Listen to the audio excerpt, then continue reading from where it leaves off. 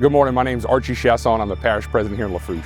Here today to kick off what is going to be a great public-private partnership between the parish, Danos and Natrx adaptive infrastructure, putting on about 826 feet of this living shoreline, Cajun Coral that was developed by Natrx, being installed by the Danos company. So it's going to be great for the public to utilize as they fish the banks here at the Lockport Bayside Park, but also as the kayakers and other fishermen that travel up and down the company canal.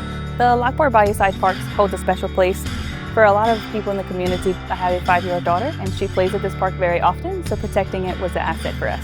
The company Danos started in Lafourche Parish 78 years ago, and as a reflect on that history of our company and this parish, I'm reminded of the journey we've taken together. There have been a lot of ups and downs, great opportunities for our community.